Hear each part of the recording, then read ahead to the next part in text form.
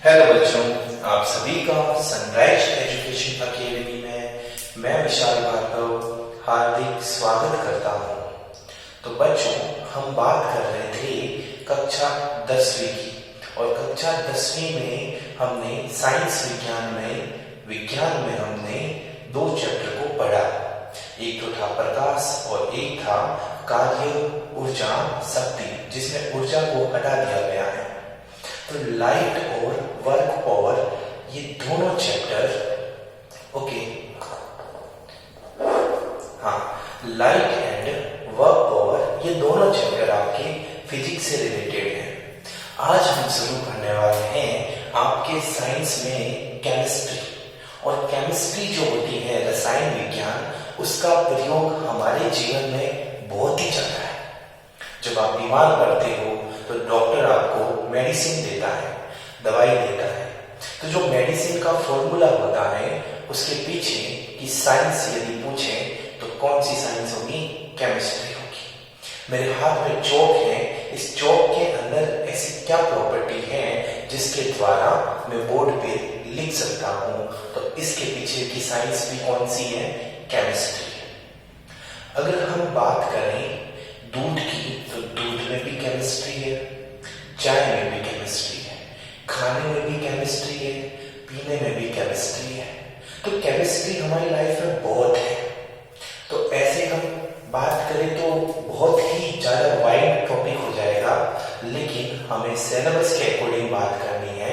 तो सिलेबस में जो केमिस्ट्री है, उसमें हमने टॉपिक चैप्टर उठाया दैनिक जीवन में रसायन, केमिस्ट्री इन एवरीडे लाइफ। तो हमारे जीवन में हम कौन कौन से मुख्य भागों को देखते हैं, उनके बारे में हम चर्चा करेंगे। तो सबसे पहले मैं बात करने वाला हूं अम्ल के बारे में, जिसको बोलते हैं एसिड। उसके बाद में हम क्षार के बारे में देखेंगे, बेस के बारे में, और फाइनली अम्ल और क्षार दोनों की उदासीनीकरण अभिक्रिया करवाकर मैं लवण बनाऊंगा, और वो लवण भी आपके सामने बताऊंगा, जिसको हम साल्ट कहते हैं। तो समय को बर्बाद न करते हुए हम शुरू करते हैं अम्ल से। तो अम्ल, एसिड। तो अम्ल के बारे में हमें क्या क्या बातें ध्यान रखनी है, आइए हम चर्चा करते हैं। अम्ल, एसिड। वैसे तो अम्ल की जो परिभाषा है वो आपके अलग अलग वैज्ञानिकों ने अलग अलग प्रकार से दी है। तो उन वैज्ञानिकों की अलग अलग जगह पर चर्चा करेंगे, लेकिन आज हम साधारण बेसिक बात अम्ल के बारे में जाने। तो अम्ल के बारे में हम क्या जानते हैं, उसके बारे में ही हम चर्चा करेंगे। तो अम्ल का बेसिक चीज में अगर बोलूं तो ये जो अम्ल होते हैं वो स्वाद में खट्टे होते हैं। स्वाद इनका शोर होता है, टेस्ट जो होता है ना वो एकदम शोर होता है, खट्टा। खट्टा मतलब अगर अपन अम्ल कोई चीज, जैसे नींबू हो गया, नींबू होता है लेमन, उस नींबू को काट के ऐसे ही खाना, तो आपके दांत जो है वो कड़ कड़ की आवाज निकालना शुरू करेंगे। क्यों? क्योंकि नींबू खट्टा था। तो आपके दांतों के ऊपर कैल्शियम था ना, उसने वहां पर हजम नहीं की उस बात को, इसलिए कड़ कड़ की आवाज स्लीप होने लग जाते हैं दांत। तो यहाँ पर आपको पहली बात ध्यान रखनी है, वो कौन सी है कि नींबू मतलब अम्ल स्वाद में खट्टे होते हैं। सौर, खट्टे को इंग्लिश में शौर कहते हैं। दूसरी बात आपको ध्यान रखनी है कि यह लाल लिटमस पत्र को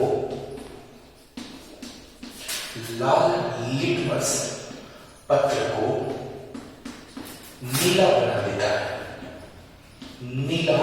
देता है। मतलब रेड कलर का कोई लिटमस पेपर ले लिया आपने, और उस पर हमने अम्ल एसिड को रखा, तो उस रेड कलर को ब्लू में कन्वर्ट कर देगा, नीला बना देगा। याद करने की एक छोटी सी ट्रिक मैं आपको बताता हूं, नाम याद रखना, अनिलाक्सा।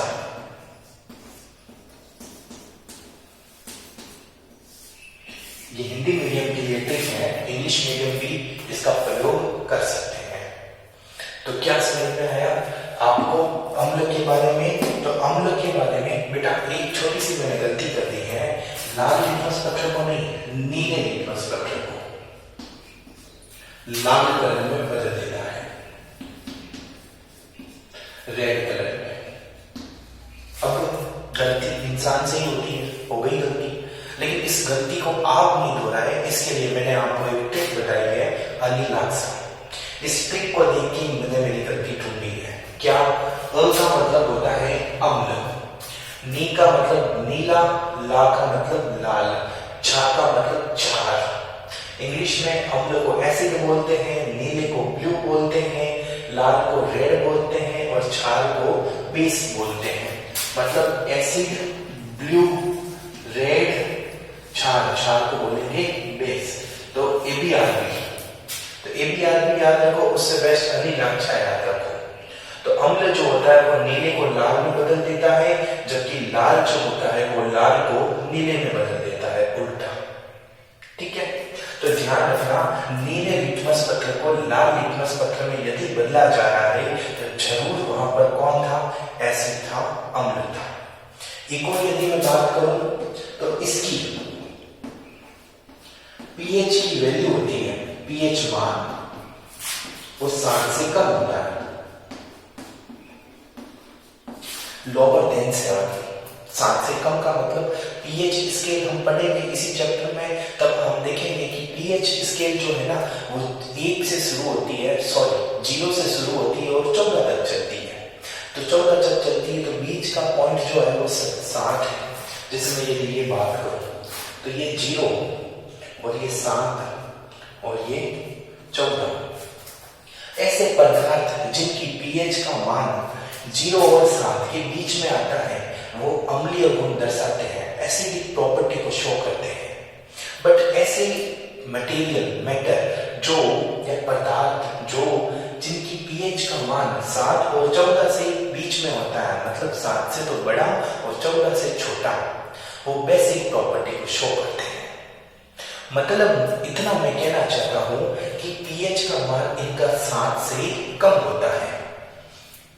पीएच का मान जितना ज्यादा कम होगा उतनी ही उसकी प्रॉपर्टी, एसिडिटी बढ़ती जाएगी। मतलब उदाहरण के तौर पे मेरे पास में 2 विलियन है, ए और बी, 2 सॉल्यूशन है मेरे पास में, ए और बी। और ए की पीएच मैंने निकाली तो ए की पीएच थी हमारे पास में 2 और बी की पीएच निकाली तो बी की पीएच थी मेरे पास में 7। 2 सॉल्यूशन है ए एंड बी, दोनों विलियनों की मैंने पीएच की वैल्यू निकाली, एक की तो 2 है और दूसरी की 6 है। दोनों सॉल्यूशन अम्लीय है। पता कैसे चला? क्योंकि दोनों की पीएच 7 से कम है। लेकिन मैं इन दोनों की तुलना करूं तो जो 6 है वो थोड़ा सा कम है, बट 2 तो बहुत ज्यादा कम है। तो इसका मतलब ये हुआ कि जो ए विलियन है ना वो पर्पल अम्ल है, स्ट्रॉन्ग एसिड है। तो पीएच की वैल्यू जितनी ज्यादा कम होगी वो उसकी प्रबलता उतनी ही ज्यादा बढ़ती जाएगी। तो ये पर्पल एसिड, पर्पल अम्ल है, स्ट्रॉन्ग एसिड है। जबकि ये जो बी है जिसकी पीएच से 6 है वह दुर्बल अम्ल है, वीक एसिड है। तो आपको ये बात अच्छे से समझ में आई होगी कि यहाँ पर प्रबल अम्ल और दुर्बल अम्ल क्या होते हैं। प्रबल अम्ल का मतलब जिसकी पीएच की वैल्यू बहुत कम हो, लगभग 1, 2, 3 इसके आसपास में मंड रहा है, तो वो प्रबल अम्ल स्ट्रॉन्ग एसिड होते हैं। लेकिन यदि पीएच की वैल्यू आपकी 7 से 6 या 5 इसके आसपास में हो तो ये दुर्बल अम्ल है, वीक एसिड है। प्रबल अम्ल की खास बात क्या होती है? प्रबल अम्ल यदि मैं किसी विलयन में डालूं, जलीय विलयन में डाला और उसका अपघटन करवाया, इलेक्ट्रोलाइसिस करवाया, तो उस केस में वो पूर्ण रूप से अपघटित हो जाएगा और हमें वो H+ आयन देगा। कौन सा आयन? H+ ion. कौन देगा? प्रबल अम्ल, पूरे तरीके से। एग्जाम्पल के तौर पे मैं बोलूं HCl, यदि मैं यहां लिखूं प्रबल अम्ल, प्रबल अम्ल की एग्जाम्पल बोलूं मैं स्ट्रॉन्ग एसिड के, HCl, HNO3, H2SO4, ये कुछ एग्जाम्पल लिखे हैं। नाम आपको ध्यान में रखना चाहिए। HCl को बोलते हैं हाइड्रोक्लोरिक एसिड,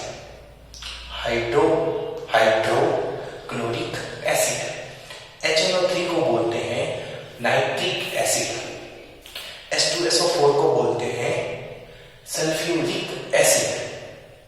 तो ये जो तीनों है ना, ये तीनों के तीनों प्रबल अम्ल है। मतलब HCl को यदि मैं जलीय विलयन में अपघटन कराऊं तो H+ देगा और Cl- देगा। HNO3 को कराऊं तो H+ देगा, NO3- देगा। H2SO4 को कराऊं तो 2H+ आयन देगा और SO4 ऊपर 2- आयन देगा। तो यहां पर पूर्ण रूप से घटित हो रहे हैं ये। लेकिन अगर मैं बात करूं दुर्बल अम्ल की बात करूं तो वो पूर्ण रूप से अपघटित नहीं होते हैं, उनका कुछ अंश होता है अपघटित। तो अपन बात करेंगे, वैसे ये डेफिनेशन, ये बात मुझे अभी नहीं बोलनी चाहिए थी क्योंकि ये भाई साहब पूरा मान जाएंगे। और वो भाई साहब कौन से भाई साहब है, अपने आपको कमेंट करके बताना है कि कौन से भाई साहब जो हैं वो पूरा मान जाएंगे, आपको बताना है। चलो आप क्या बताओगे, मैं बता देता हूँ।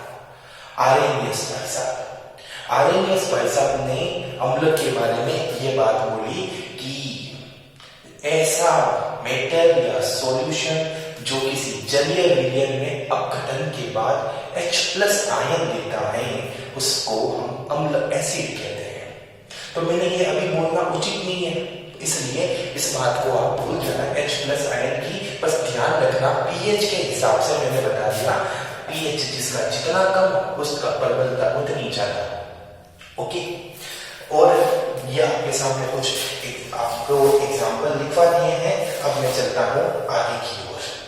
अगर मैं कुछ बेसिक एग्जाम्पल और देखूं तो सिरका, नाम सुना होगा विनेगर। तो सिरके में एसिटिक एसिड होता है। एसिटिक एसिड का फॉर्मूला CH3COOH, एसिटिक एसिड होता है। अगर मैं चिट्टी का डंक देखूं, चिट्टी का मतलब समझते हो, एंट, रेड एंट होती है, लाल चिट्टी, उसका डंक में जो एसिड होता है वो होता है फॉर्मिक एसिड, फॉर्मिक अम्ल होता है। अगर मैं बात करूं और थोड़ा आगे चले तो सेब, एप्पल होता है ना, एप्पल के अंदर जो एसिड होता है वो होता है मैलिक एसिड, मैलिक अम्ल होता है। आपका यहाँ पर पेट है ना, पेट में अमाशय है। अमाशय की दीवारें जो है एक एसिड उत्पन्न करती है जो खाने को अम्लीय विलयन प्रदान करती है। वो एसिड है आपका HCl एसिड, हाइड्रोक्लोरिक एसिड। अगर ऐसे में बात करूं तो मेरी बात खत्म ही नहीं होगी। हमारे दैनिक जीवन में एसिड तो भरपूर है। लार में आपके एसिड है, आप जिसके कारण आपके दांतों का क्षरण होता है। इसी वजह से हम बोलते हैं मॉर्निंग में उठ के कोलगेट दांतन कर दिया करो, क्योंकि उसमें क्षार होता है। क्षार इस अम्ल के साथ अभिक्रिया करके उदासीन कर देंगे, जिससे दांतों का क्षरण नहीं होगा। तो एसिड अपनी लाइफ में बहुत है। आपको पता है जब पेट में कुछ अनाप शनाप खा लेते हैं तो एसिडिटी की प्रॉब्लम हो जाती है। पेट में मतलब डकारें आती है बहुत ही जबरदस्त वाली।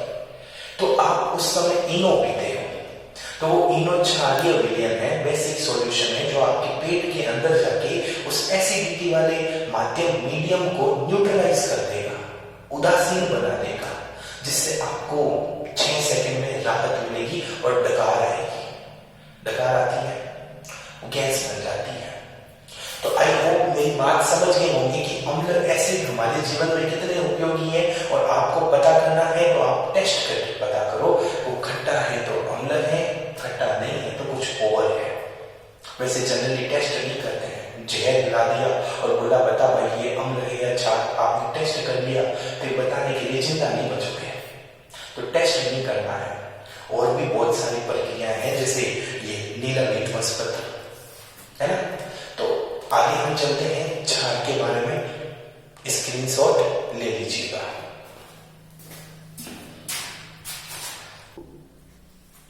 ओके बच्चों, तो आपको अम्ल एसिड के बारे में मैंने भरपूर मात्रा में जानकारी दी है, जो आपके सिलेबस के अकॉर्डिंग सफिशिएंट है। अब हम बात करने वाले हैं क्षार, बेस के बारे में। तो बेस क्या होता है मैंने आपको उसको समझाते टाइम बताया था। चलो जल्दी जल्दी लिख भी लेते हैं। इनका जो स्वाद होता है ना वो कड़वा होता है। कड़वा मतलब मीठा।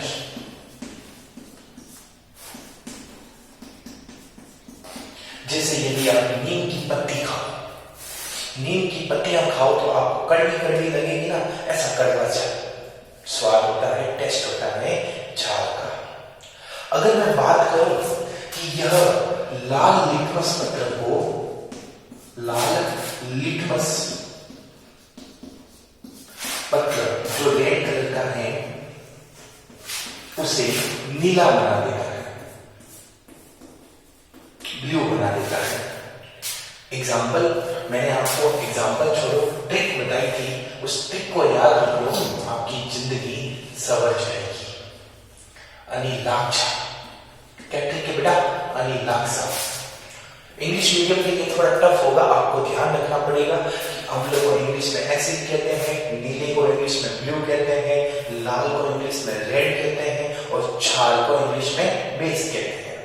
तब इंग्लिश मीडियम में ये ट्रिक अपना सकते हैं। कंफ्यूजन क्रिएट होता है, आपको पता है, मैं भी कंफ्यूज हो गया था। अगर मैं इसकी बात करूं तो इसकी पीएच का मान 7 से ज्यादा होता है, लेकिन 14 से कम होता है। इंग्लिश मीडियम वाले बच्चों टेंशन मत लो, ये सिंपल सी बात है। क्या बोली मैंने? द वैल्यू ऑफ, आपके लिए भी लिख देता हूं, the value of pH greater than is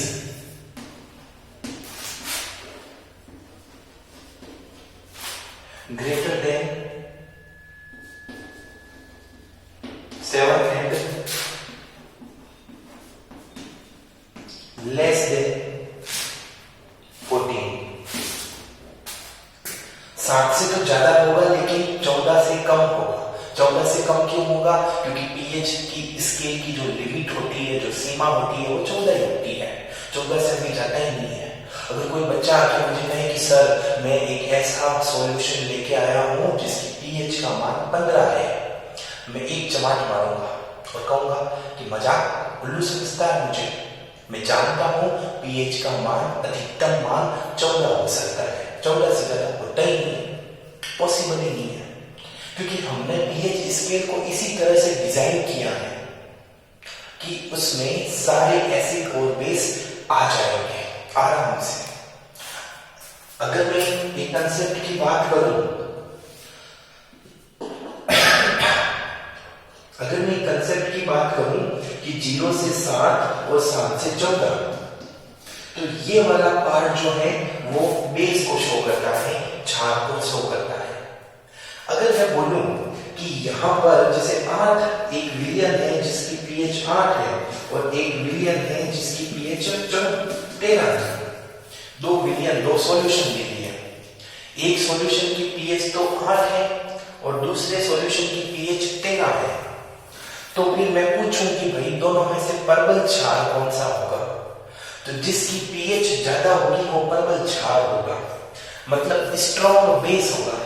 तो जो विलियन बी है ना, सॉल्यूशन बी जिसकी पीएच 13 है, वो प्रबल क्षार है, स्ट्रॉन्ग बेस है। और विलियन ए जिसकी पीएच 8 है ना, तो वह दुर्बल क्षार है, वीक बेस है। आपको ये बात ध्यान रखनी पड़ेगी। अगर मैं बोलूं ये 7 है ना, ये खुटा गाड़ के बैठा है, 7 के आसपास में होंगे ना, वो तो दुर्बल ही होंगे, चाहे उधर जाएगा तो भी दुर्बल, फिर धीरे धीरे प्रबल होगा, और इधर जाएगा तो धीरे धीरे प्रबल होगा। ये एग्जामिनर का फेवरेट क्वेश्चन बना हुआ है। कौन सा क्वेश्चन? कि जब 7 से 14 की तरफ जाते हैं तब क्षारीयता की प्रबलता बढ़ती है। क्षारीयता की प्रबलता बढ़ती कैसे है? मतलब कि धीरे धीरे क्षार जो है वो प्रबल होता जाएगा, स्ट्रॉन्ग होता जाएगा।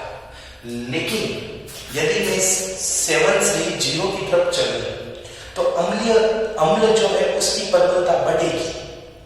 मतलब यहां उल्टा अगर बोल दिया, अब एग्जामिनर क्वेश्चन क्या करता है, जब 0 से 7 की तरफ चलते हैं तब अम्ल की प्रबलता बढ़ेगी या घटेगी? तो उस केस में आपका उत्तर होगा सर अम्ल की प्रबलता घटेगी। अब जब 0 से 7 चलूंगा, लेकिन मैंने आपको बोला ना 7 से 0 चलना है, तभी तो मैंने बोला 7 जो है वो खूंटा गाड़ के बैठा हुआ है, साथ घुटा गाड़ के बैठा हुआ है, साथ से दूर जाओगे तभी प्रबल होंगे। 7 की यदि आप दूर जाएंगे, जितना दूर जाओगे उतनी ज्यादा स्ट्रॉन्गनेस आपके अंदर आएगी, चाहे आप बेस लेके आओ या फिर एसिड लेके आओ। ध्यान रखना इस बात को, साथ घुटा गाड़ के बैठा है। तो सर जिसकी पीएच 60 होती है उसको हम क्या बोलते हैं? तो उसको हम ना ही अम्ल बोलते हैं ना ही क्षार बोलते हैं, उसको हम बोलते हैं लवण, साल्ट बोलते हैं। क्या बोलते हैं? साल्ट। तो अपन ध्यान रखना कि साल्ट जो होता है, लवण होता है, उसकी पीएच 60 होती है और उसका जो नेचर होता है वह न्यूट्रल नेचर होता है, उदासीन प्रकृति होती है। ना ही उसमें एसिडिटी का गुण है ना ही उसमें बेसिक का गुण है। द प्रॉपर्टी दोनों में से कोई भी नहीं है।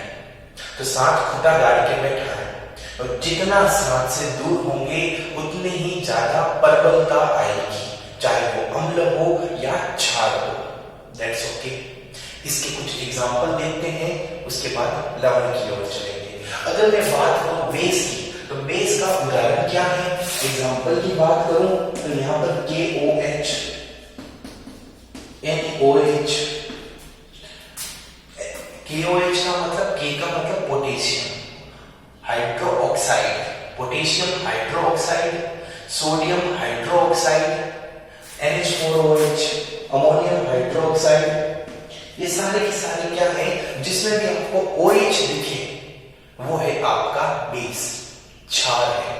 और आरएनएस की बात करूं तो आरएनएस यही बात बोलेगा कि ऐसे मेटल जो जलीय विलयन में, वाटर सोल्यूबल में जब उनको अपघटित करते हैं, इलेक्ट्रोलाइसिस करते हैं, तो वो हमें OH- आयन देंगे।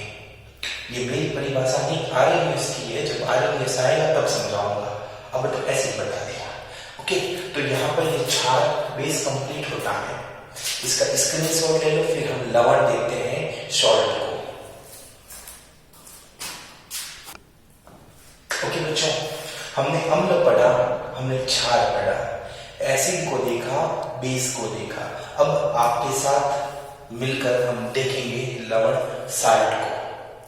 एक सिंपल सी लाइन अपने दिमाग के अंदर उतार दो कि जब अम्ल और क्षार मिलते हैं तब लवण तथा जल का निर्माण करते हैं। जो मैं लिख देता हूं यहां पर कि अम्ल, जिसको हम क्या बोलते हैं? एसिड बोलते हैं। ये लो एसिड। जब एसिड और क्षार, जिसको हम बेस बोलते हैं, तो जब एसिड और क्षार दोनों मिलते हैं तब लवण का निर्माण करते हैं, मतलब साल्ट का निर्माण करते हैं। साथ में जल का भी निर्माण करते हैं, H2O, जल का निर्माण करते हैं। ये रहा लवण। इसी की चर्चा हम करने वाले हैं। इसकी अगर नेचर की बात करूं तो इसका नेचर मतलब उदासीन होता है। उदासीन का मतलब न्यूट्रल होता है। ये साइड में लिख देता हूं क्योंकि नीचे मुझे कुछ एग्जांपल लिखने पड़ेंगे। तो इस लवण की बात करूं, ये लवण जो है वो उदासीन होता है।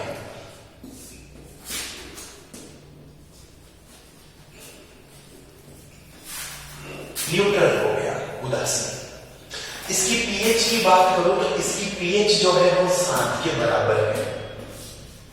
इसमें ऐसा कुछ नहीं है कि सर प्रबल लवण बताओ क्या होता है और दुर्बल लवण क्या होता है। इसमें प्रबलता और दुर्बलता कुछ नहीं है, बस 7 है। 7 को जपते रहो, 7 का मतलब लवण, साल्ट। ठीक है, तो यहां पर ये लवण बन गया। इसका टेस्ट मैटर ही नहीं करता, अलग अलग डिपेंड करेगा अलग अलग सॉल्यूशन पे। जैसे उदाहरण के तौर पे मैं बात करूं कि सपोज दैट कि मैं HCl क्या है? अम्ल है, एसिड है। देखना रिएक्शन कैसे बनती है। HCl और NaOH, इन दोनों की अभिक्रिया करवाऊं तो अभिक्रिया से ये जो H है, इसका जो H है और ये N है, ये जो Na जो है ना, ये आ जाएगा H की जगह और H चला जाएगा Na की जगह। वापस सुनो क्या हुआ? HCl और NaOH को जब मैंने रिएक्शन करवाई तो Na जो आ गया वो H की जगह और H चला गया Na की जगह। तो Na आया H की जगह तो NaCl बना, तो ये लो NaCl। और ये जो H गया Na की जगह तो H यहाँ गया, एक और H है, H और H H2 हो गया। गणित मत लगाना कि सर 2H हो गया, 2H नहीं हुआ, H2 हो गया। तो ये H2 हो गया और पीछे O। इसको जानते हो क्या? ये तो जल है, वाटर है, ये वाटर और ये जो NaCl बना है ये है लवण, साल्ट, जिसको हम बोलते हैं नमक। आप घरों में नमक खाते हैं, उस नमक का सूत्र यदि कोई पूछे तो NaCl होता है। अब नमक का टेस्ट कैसा है जैसा है, अच्छा है, पर सब्जी में नमक नहीं डालेंगे तो क्या सब्जी अच्छी लगेगी? मुझे तो अच्छी नहीं लगती है। तो लवण की स्वाद के बारे में हमें कोई पता नहीं है। क्यों? क्योंकि ये चलो ये इसको मैं बोल देता कि खारा होता है, क्योंकि NaCl को तो मैं जानता हूं ना खारा होता है। खारा मतलब समझते हो ना आप लोग? ठीक है। तो अगर मैं एक बात करूं कि चलो ये HCl लिया था मैंने, अगर मैं इसकी जगह H2SO4 ले लेता, ये लो H2SO4, ठीक है, और इसकी रिएक्शन में KOH से करवाता, तो यहां पर दो हाइड्रोजन है। इस दो हाइड्रोजन को हटाने के लिए मुझे दो लेने पड़ेंगे KOH रिएक्शन को देखिए, क्योंकि ये दो हाइड्रोजन है, K तो यहाँ आ जाएगा, हाइड्रोजन देगा, मैं नहीं जाऊंगा। मुझे क्यों नहीं जाएगा कि मैं एक तो जाऊंगा लेकिन दूसरा नहीं रहेगा। मैं तो भाई दोनों जाने के लिए 2K को भेजूं, तो 2K चाहिए मुझे। ये 2K यहाँ पर आ गए तो K2SO4 बन गया, तो इसकी जगह तो क्या निर्माण हुआ? K2SO4 plus. ये जैसे ही दो हाइड्रोजन उधर गया, पहले 2 से गुणा कर रहा हाइड्रोजन, 2 हाइड्रोजन पहले और है, 4 हाइड्रोजन है, 2 ऑक्सीजन है, तो यहाँ पर 2 जल के अणु का निर्माण होगा, 2 वाटर मॉलिक्यूल का फॉर्मेशन होगा। तो ये तो है वाटर। लेकिन ये जो K2SO4 दिख रहा है ना आप लोगों को, ये है लवण, साल्ट। अगर मैंने इस NaCl मतलब लवण को मैंने इसको देखकर खारा बोल दिया तो ये भी खारा है, तो क्या मैं इसको भी सब्जी बनाते समय डाल दूं? डालना मत। K2SO4 क्या है पता ही नहीं है, और डाल देंगे पोटेशियम सल्फेट ही है। पोटेशियम सल्फेट ज्यादा मात्रा में अगर आपने खा ली तो हो सकता है आपकी जान चली जाए। तो इस वजह से अपन को ये नहीं बोलेंगे कि भाई खारा होता है। बस ये रिएक्शन आप देख सकते हैं, ये अम्ल और ये क्षार दोनों मिला लवण बना, साथ में जल भी बना, ठीक है। और ये पूरी प्रक्रिया जो है ना, इस पूरी प्रक्रिया को हम बोलते हैं उदासीनीकरण। क्या बोलेंगे इसको? उदासीनीकरण, न्यूट्रलाइजेशन। एग्जामिनर का फेवरेट क्वेश्चन बन गया ये, सीधा पूछता है उदासीनीकरण अभिक्रिया को परिभाषित करो, साथ में 1-2 उदाहरण भी लिखो। Define the neutralisation reaction and also write the example of neutralisation reaction. तो क्या है neutralisation reaction? When acid is react with base then form the salt and water. जब अम्ल क्षार के साथ अभिक्रिया करता है तो लवण तथा जल का निर्माण करता है। यही प्रक्रिया, यही अभिक्रिया उदासीनीकरण अभिक्रिया कहलाती है, न्यूट्रलाइजेशन रिएक्शन। कुछ एग्जांपल देना है तो ये एग्जांपल आप दे सकते हैं, ठीक है। अब आगे कोर्स हो गया। ये जो लवण होते हैं, ये जो लवण है, साल्ट है, इन साल्ट का गलनांक और क्वथनांक हाई होता है। गलनांक और क्वथनांक हाई होता है इन लवणों का। तो मैं यहां लिख देता हूं गलनांक, जिसको हम बोलते हैं बॉइलिंग पॉइंट, बॉइलिंग पॉइंट, और क्वथनांक, जिसको हम बोलते हैं, गलनांक को बोलते हैं बेटा मेल्टिंग पॉइंट।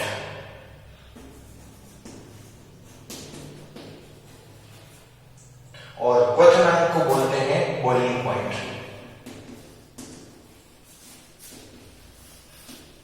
ये दोनों क्या होते हैं? हाई होते हैं, उच्च होते हैं।